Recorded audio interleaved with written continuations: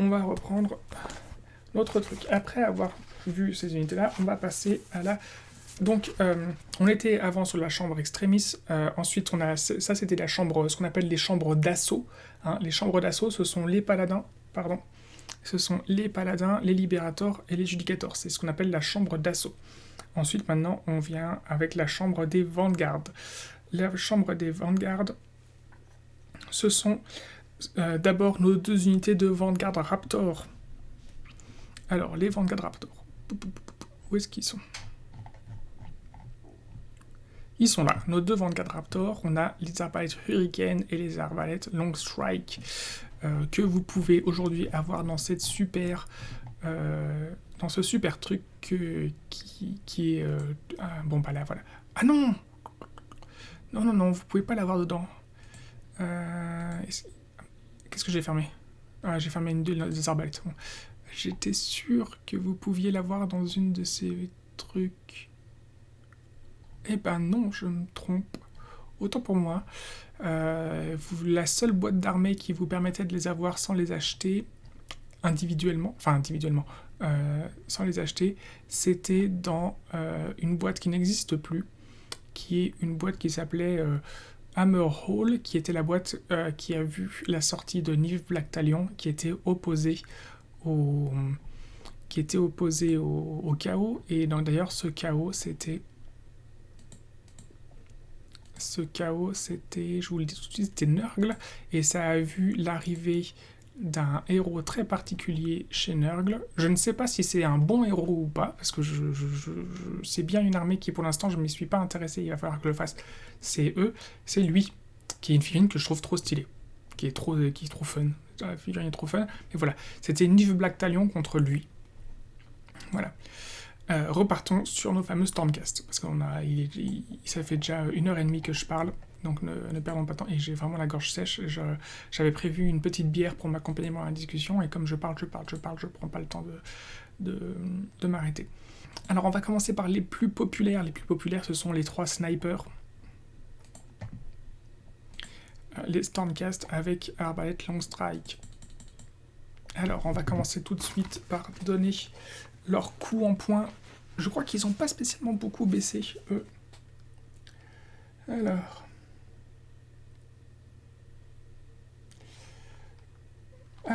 170 points. Ouais, si, ils ont baissé, ils ont perdu 10 points. Non, ils n'ont pas baissé. C'est parmi les seuls qui n'ont pas baissé. Et en vrai, je trouve qu'ils sont 10 ou 20 points trop chers. Clairement, je trouve qu'ils sont 10 ou 20 points trop chers. Et en fait, on va prendre un exemple tout simple. On va les mettre en comparaison avec, entre guillemets, leur équivalent chez Tsench. D'accord ?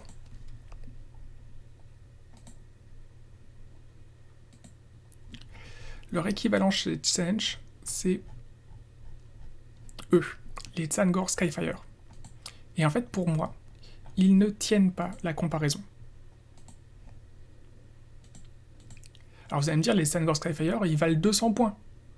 Alors, c'est vrai. Mais ils sont tellement mieux. Alors, on va mettre les deux Warscroll côte à côte. Mouvement de 5, blessure de 2, sauvegarde de 4+, bravoure de 7. Bon bah ça c'est la base de tous les Stormcast. Ce qui me gêne un peu, c'est que j'aurais aimé qu'ils aient un mouvement de 6, comme leurs copains, comme les autres Vanguard. On va remonter, on va se remettre sur du Stormcast.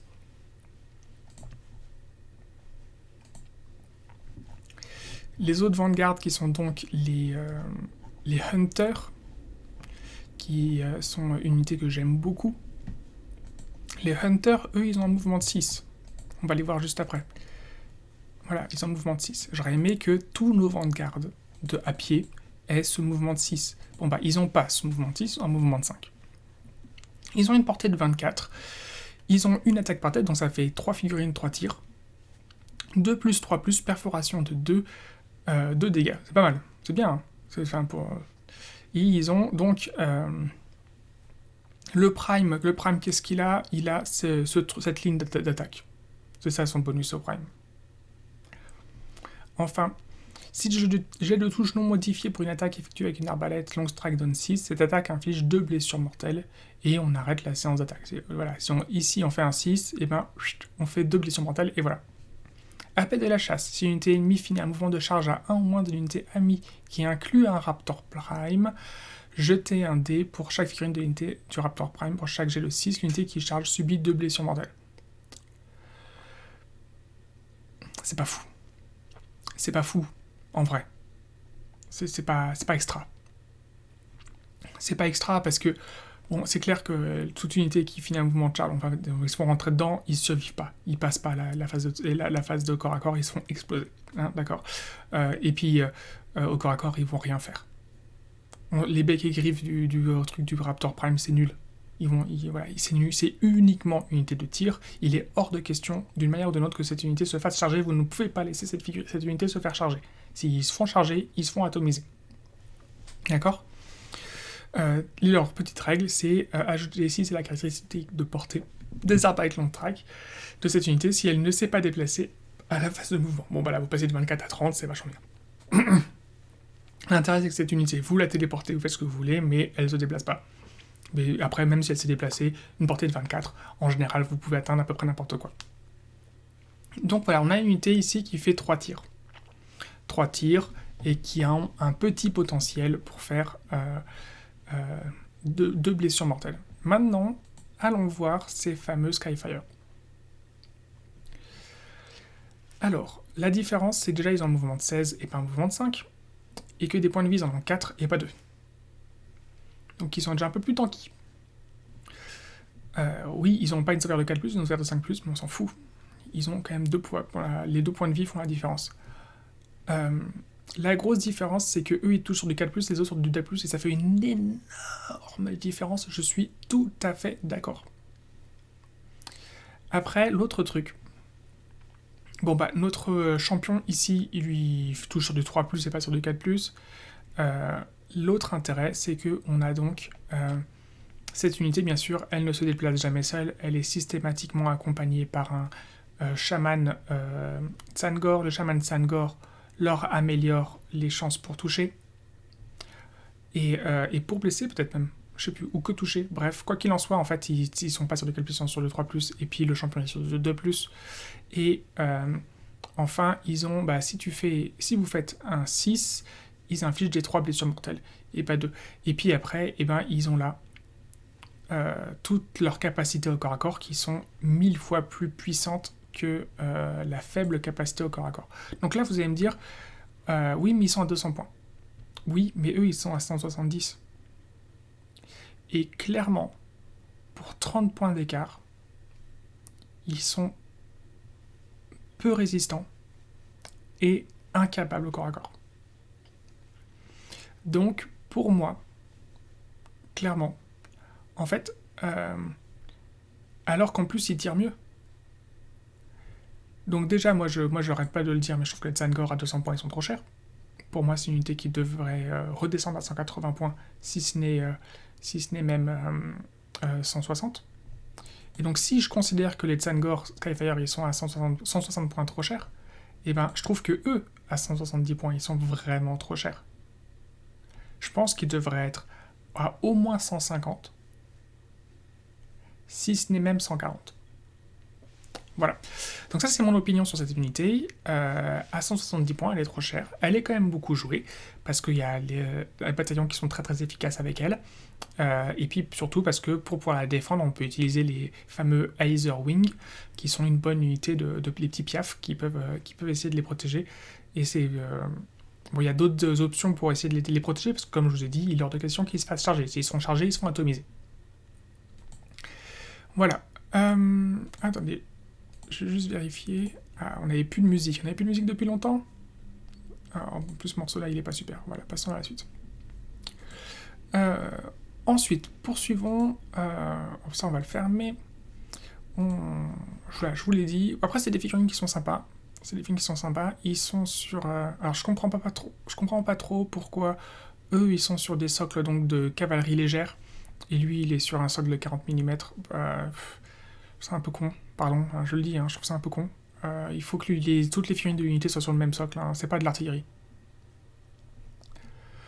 Euh, Passons à la deuxième manière de équiper cette unité. Cette unité peut être équipée avec des arbalètes Ballstorm, qui est...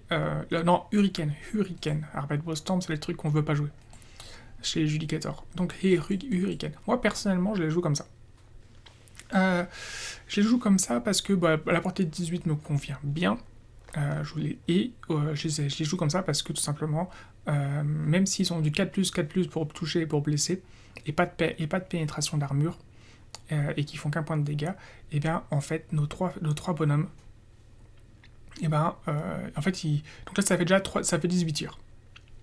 Ça fait 18 tirs, et en fait clairement on ajoute 3 à leurs tirs s'ils ne sont pas déplacés, donc en fait on passe à 27 tirs, et en fait tout simplement, et ben je préfère ces 27 tirs où je trouve systématiquement un moyen pour améliorer leur capacité pour toucher et pour blesser.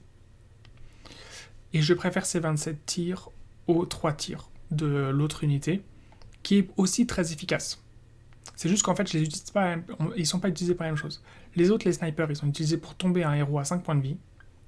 Moi, avec une unité comme ça où je fais 27 tirs, eh ben, je défonce une unité adverse, même si elle a plein d'armure.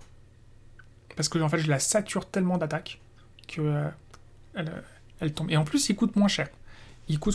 Eux, ils coûtent 140 points. Donc 140 points, et ben en fait, je trouve toujours 140 points pour mettre ces trois bonhommes dans mon armée. Voilà. 280 points pour avoir... je trouve que 280 points pour en avoir 6, un peu trop cher. Un peu trop cher pour en avoir 6. Voilà. Disons que 6, je les prendrais à 250 points. Ouais, je les prendrais à 250 points. À 280, ça me fait un peu tiquer. Donc, oui, il touche ses blesses sur du 4+, c'est vrai, c'est absolument vrai. Mais ça s'améliore. Il y a des options dans l'armée, dans la faction pour l'améliorer. Et après, on a aussi le champion qui, lui, touche sur du 3+. Donc en fait, sur les 27 tirs, il y en a 9 qui sont sur du 3+, et pas sur du 4+, de base. Enfin, ils ont leur fameux tir de suppression. Soustrayer 1 au jet de charge pour les unités ennemies tant qu'elles sont à 12 ou moins d'une plusieurs unités, Vanguard Raptor, etc. Truc. Et en fait, je trouve que ça, le tir de suppression, c'est plus utile que l'autre truc, l'appel du chasseur des autres. Tout, voilà. Parce que il n'y a pas besoin que l'unité soit entièrement à 12 ou moins, il suffit qu'il y ait une figurine qui soit à 12 ou moins, et ils ont un -1 pour charger. Et je trouve ça en fait plus efficace pour se défendre d'avoir un -1 pour charger que l'autre truc où ils peuvent faire sur un 6 des blessures mortelles. Voilà. Donc ce sont quand même deux unités qui sont viables. Personnellement, moi j'ai une préférence pour les arbalètes Hurricane, mais les autres aussi sont très très viables, notamment parce qu'en fait ils touchent sur du 2+, c'est blessures de 3+. Donc c'est vraiment pas de bol si vous manquez vos tirs quoi, avec les autres. C'est possible, hein, mais c'est vraiment pas de bol. Voilà, vous pouvez prenez-les, ils sont viables, et aujourd'hui d'ailleurs les listes les plus efficaces, il me semble, des Stormcast prennent en compte ces deux unités. Donc allez-y, si vous voulez du tir efficace, prenez ces deux unités, elles tiennent la route carrément, la route. Alors, ensuite, est-ce qu'on est d'abord sur les Hunters? Ah oui, bon, on fera les Paladors après. On va faire les Hunters puis les Aetherwing. Donc les Hunters, moi, une unité que j'adore. Alors pourquoi j'adore? Tout simplement parce qu'en fait, je considère que lorsqu'on conçoit une nouvelle chambre, une nouvelle armée pour de nouvelles unités pour venir agrémenter les unités existantes, eh bien avant, quand on avait donc les sorties, alors, je ouvre ma bière parce que j'ai la gorge tellement sèche à force de parler. Quand ça a commencé, donc voilà, faites attention, consommation d'alcool, blablabla, vous le savez, vous faites gaffe, vous donnez majeur. Hein. Alors.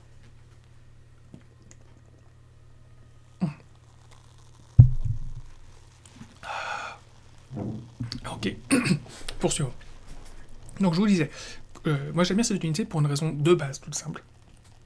C'est que quand on conçoit une armée, et qu'on veut lui ajouter des unités, des nouvelles unités, eh ben, on conçoit, là, on avait les libérateurs avant, eh ben, vous voyez où je veux venir, hein, vous le savez. On conçoit des unités qui soient complémentaires, qui apportent quelque chose qu'il n'y avait pas avant. Donc c'est pour ça que quand on a les libérateurs, eh ben, on ne conçoit pas une unité qui va la remplacer. Donc on ne conçoit pas les séquitors. Hein, on conçoit une unité polyvalente comme les Vanguard Hunters. Les Vanguard Hunters qui sont unités qui se déplacent plus vite mais qui n'ont pas de bouclier donc ils sont moins résistants. Et par contre, ils ont des petites compétences de tir, ils n'ont pas d'armes lourdes, mais c'est pas grave parce qu'ils ont du tir et ils se déplacent plus vite. Voilà, leur rôle c'est de ne pas être des tanks, ce ne sont pas des phalanges, ce sont des vanguards, ce sont des chasseurs, ce sont des troupes qui se déplacent vite, ce sont comment ils ont exactement la bonne expression dans le bouquin, je l'ai oublié, mais ce sont des troupes d'harcèlement, des troupes qui sont là pour quand vos libérateurs sont au centre de votre champ de bataille, et ben les Vanguard Hunters sont les ailes sur le côté, tout simplement. C'est comme ça que ça fonctionne, c'est intelligemment, voilà. Qu'est-ce qu'on a à dire sur les Vanguard Hunters? Bon ben voilà, ils ont leurs petites armes. Et leurs petites armes, elles fonctionnent bien. Sur du 3+, 4+, c'est équilibré, c'est de la troupe de base. Hein. Bon alors, pour ça, de la troupe de base, il faut avoir un knight, un lord... voilà, un lord Aquilor. Voilà, vous avez cette figurine, et du coup, vos Vanguard Hunters... alors, lui, général. Et du coup, vos Vanguard Hunters deviennent vos lignes. Voilà. Et vous, qu'est-ce que vous faites? Et ben vous faites attention à cette petite règle-là. Alors, c'est 2 règles. Déjà, chasseur infatigable. Cette unité peut courir et tirer au même tour. C'est-à-dire qu'en fait, oui, ils ont une portée de 9.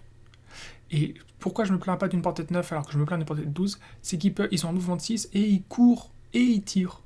Donc voilà, c'est très bien. C'est très très bien.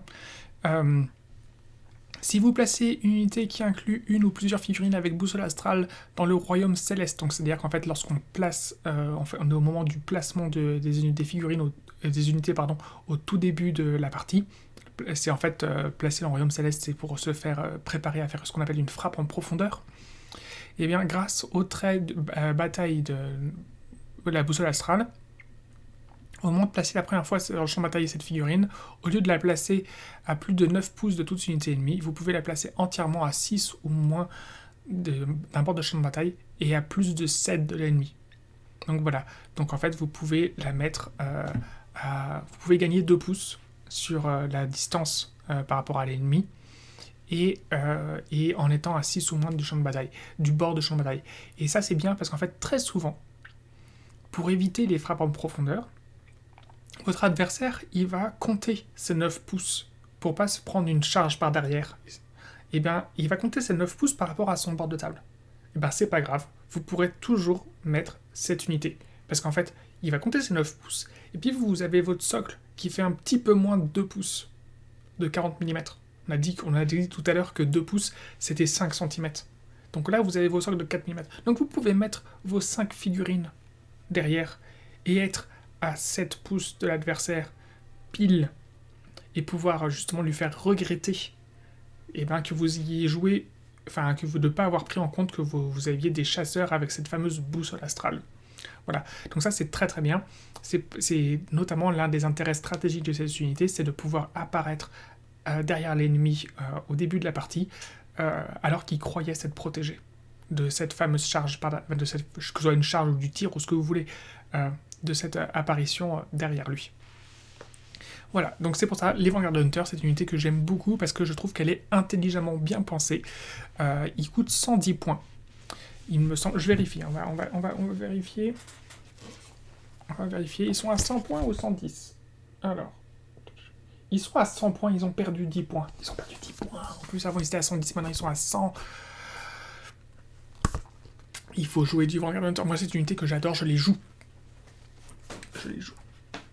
En fait c'est simple, soit je joue une armée classique avec du Liberator et du Judicator, soit je joue une armée très particulière que j'ai pas fini de monter, parce que pour l'instant je la joue en 1000 points, mais quand elle sera à 2000 points, elle sera toujours sur le même principe que la version à 1000 points, qui est une armée donc un peu plus fun, qui est qui est clairement pas une armée pour gagner des tournois, mais que je trouve top délire, et basée sur les Vanguard Hunter. Je vous en parlerai la semaine prochaine ou dans 2 semaines, ça va dépendre. Étant donné le temps que je passe à vous parler de choses, voilà, on est déjà à 2 heures. Allez, courage. À vos pinceaux. Donc voilà, donc les Vanguard Hunter, ils sont très bien. Maintenant, parlons de l'autre, du petit plus des Vanguard, qui sont les Aetherwing. Bon bah, ils sont là, les Aetherwing, ils sont achetables dans avec les Vanguard avec l'arbalète. Les Aetherwing, qu'est-ce qu'ils ont? Bah, ils n'ont pas de stats d'armure, comme je vous disais tout à l'heure. Donc c'est-à-dire que c'est une figurine où on ne peut pas, c'est une unité, je veux dire, où on ne peut pas lui améliorer son armure, ils en ont pas du tout. C'est nul. Là, le chiffre, là, il n'y a pas de chiffre, c'est une... Alors, quand je dis c'est nul, c'est que c'est pas que c'est pas bien, c'est que c'est une valeur nulle. Voilà. Mouvement de 12, blessure de 2, bravoure de 6. Alors, qu'est-ce qu'ils ont? On les prend pas pour tout ça. On les prend pour ça. Et pour ça.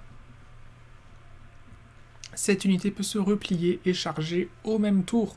C'est exactement la même règle savonnette que ont les Skinks.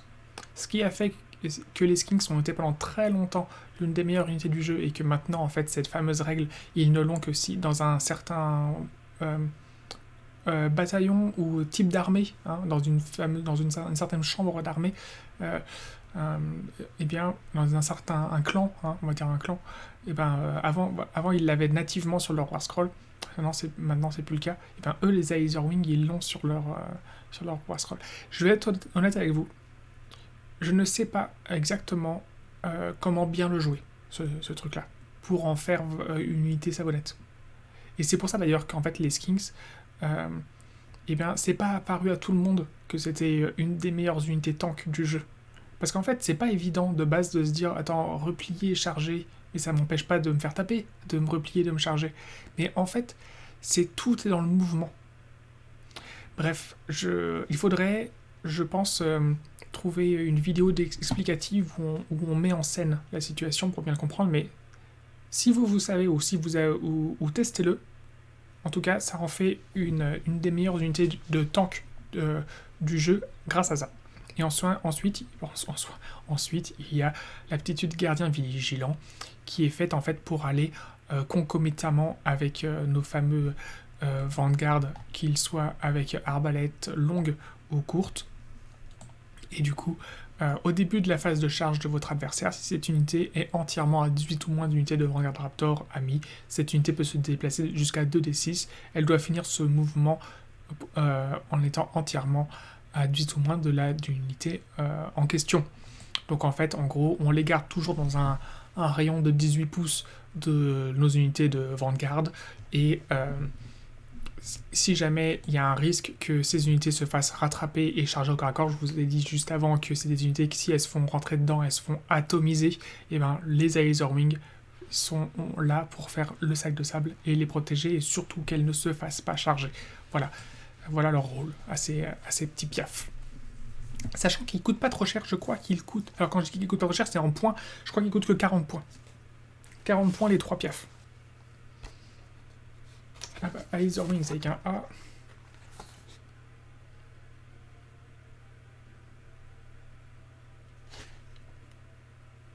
« 40 points les 3 piafs. Et vous pouvez les prendre jusqu'à 12. Donc voilà. Oh, j'ai fait tomber une boîte, on s'en fout. Voilà. Alors, et enfin, on finit par une unité qu'on ne voit pas souvent sur le champ de bataille, qui est pourtant tout à fait efficace, mais elle s'est fait supplanter par ce genre de figurines, là, les évocateurs sur Dragonline. Mais une unité que moi j'aime bien, parce qu'en fait, elle est quand même assez forte. Où est-ce qu'ils sont? Bah alors... Bon, écoutez, on les a là. Il s'agit des Vanguard Palador, donc ceux qui sont sur les griffes chargeurs, nos troupes sur les griffes chargeurs. Et hop là, on va aller les prendre. Vanguard Palador. Plus. Voilà. Nos 24 Palador, ce sont donc l'équivalent de nos Hunters, mais qui sont sur notre cavalerie. Hein. En plus, c'est des figurines qui sont, je trouve, hyper sympas. Hein. Elles ont du cachet. On sent la course, on sent le mouvement avec ces figurines. C'est des figurines que j'aime bien. Alors, mouvement de 12, sauvegarde de 4+, bravo de 7, 5 points de vie. 5 points de vie, c'est cool, 5 points de vie. Hein. Bon, après, vous me direz, comme on les a de base comparés avec j'allais dire les gros culs. Mais oui, voilà, avec les Fulminators, les Concusseurs et tout ça. On s'est dit, bah oui, mais eux, ils sont, voilà, c'est des gros bestiaux et tout ça. Et du coup, on s'est dit, eux, ils sont plus sveltes. En fait, pas du tout. Hein. Ils sont sur, je crois, les mêmes tailles de socle. On va vérifier très vite. Palador, Vanguard, Palador. Ah si, ils sont sur du socle de cavalerie lourde. C'est ça, ils sont sur du socle de cavalerie lourde. Les autres sont sur du socle de cavalerie monstrueuse. Eux, ils sont sur du socle de cavalerie lourde. Bon, ça reste du gros socle. Hein. Ça reste du gros socle. Hein. On n'est pas sur la cavalerie légère. On est sur de la cavalerie lourde. Hein. Pas parce que les bestiaux, ils n'ont pas d'armure sur eux. Hein. C'est de la cavalerie lourde. Bon, parlons de leurs règles. Deux options d'armement, soit on les arme avec des hachettes de choc, soit avec de la javeline stellaire. Et on les voit tout le temps équipés de javeline stellaire. Pourquoi ? Parce qu'en fait, ça leur fait 2 armes de tir. Parce que, en fait, c'est pistolet Boltstorm et hachette de choc, ou pistolet Boltstorm et javeline stellaire. Et tout simplement, en fait, ça fait 2 armes de tir. Et c'est cool d'avoir 2 armes de tir, parce qu'en fait, le tir, on l'active à tous les tours, même si on est au corps à corps. Et du coup, c'est vachement bien. Ça fait 3 attaques. Bon, vous me direz, il y en a une qui est à 9 pouces et l'autre à 18, mais en fait, c'est le bonus d'avoir une attaque à 18. Et puis après, effectivement, ils ont une portée de 2 avec leur javeline stellaire, mais en général, ils sont bien au corps à corps. Et de toute façon, on compte sur le bec acéré et les griffes du griffe chargeur pour être efficace au corps à corps avec leur -2 de perforation, leur perforation d'armure à -2, 3+, 3 attaques en 3+, perforation à -2, voilà, c'est très bien. C'est pas grave les 2 attaques 3+, pas de truc. Là, en face, on a une attaque en 4+, 3+, mais il y a une perforation, donc c'est équivalent. Vous voyez, ça s'équilibre. C'est du 4+, 3+, mais oui, là, il y a une perforation, là, il n'y en a pas. Donc, on prend la javeline stellaire, et sachant que le griffe chargeur, il a cette fameuse frappe éthérée. Si le jet de touche non modifié pour une attaque de bec acéré donne 6, cette attaque inflige une blessure mortelle à la cible. Donc en fait, on a en plus 3... En fait, comme ils sont 9, enfin ça fait 9 attaques parce qu'il y a 3 bestiaux, on a 9 chances d'avoir que ça donne 6. Et on se souvient qu'on avait une règle à peu près similaire sur le jet pour blesser des dracotes, sauf qu'en fait là on a une unité qui coûte beaucoup moins cher. Et on a vu les dracotes, ils sont entre 190 et 210 points. Hein. Et 200 points. Et 220 points. Et 220 points. Ils sont entre 190 et 220 points. Eh bien, les Vanguard Palador, ils sont à 170. Et il y a 3 figurines, et en plus, il y en a un, c'est un champion. Et le champion, il a une attaque spéciale qui est la lame lunaire. Et la lame lunaire, elle fait... Et elle met de lame lunaire en plus de ses autres attaques. Et oui, ah oui, c'est ça, la lame lunaire, elle est là. Je voyais pas, j'ai oublié qu'il y avait une deuxième page. Chaque fois, donc après que toutes les attaques aient été résolues, vous lancez un dé sur un 2+, la cible prend une blessure mortelle. Donc en gros, voilà, vous infligez gratuitement une blessure mortelle à chaque tour, ce qui est bien plus efficace que quasiment toutes les compétences en général qui rajoutent plus une attaque des champions. Donc on a là, pour 170 points, une très bonne unité de cavalerie. Vraiment, on la voit rarement sur les chaînes de bataille, et c'est dommage parce que les figurines sont superbes, elles sont faciles à monter, faciles à peindre, et en plus, ce genre de figurines, ça donne envie de donner des robes, et des couleurs trop stylées. Il y a des variantes de couleurs incroyables qu'on peut faire sur les griffes chargeurs, et c'est une unité qui est vraiment efficace. 170 points, ça les vaut. Avant c'était 180 points, moi je pense que c'est une bonne chose qu'elle ait baissé. Elle pourrait être éventuellement à 160 points parce qu'il n'y a pas d'énormes combinaisons d'armées avec. Mais c'est pas grave. C'est pas grave. ça reste très très bien, et en plus ils ont le fameux chevaucher les vents éthériques. À votre phase de mouvement, cette unité peut chevaucher les vents éthériques. Au lieu d'effectuer un mouvement normal, vous lancez 6d6, et elle peut se déplacer la distance maximale en pouces de ces 6d6, en passant au-dessus des éléments de terrain comme si elle volait. Elle doit finir ce mouvement à 3 ou plus des figurines ennemies, et si elle a fait ça, elle peut pas charger. Mais c'est pas grave, vous pouvez tirer et faire ce mouvement-là. Et vous pouvez traverser le champ de bataille en entier avec ça. Voilà. Donc voilà, c'est une très bonne unité, et c'est dommage qu'on la voit pas plus sur le champ de bataille. Moi je la joue, et j'en joue 6. Voilà. Voilà. Quand j'en joue, dans mon armée avec les Hunters, j'en joue 6 des Vanguard Palador. Pour l'instant à 1000 points j'en joue 3. Mais dans le format à 2000, j'en joue 6. Voilà. Enfin, j'en jouerai 6. Voilà. C'est une unité que j'aime bien, et vous pouvez la jouer, il n'y a pas de problème, elle est tout à fait viable, et tout à fait puissante.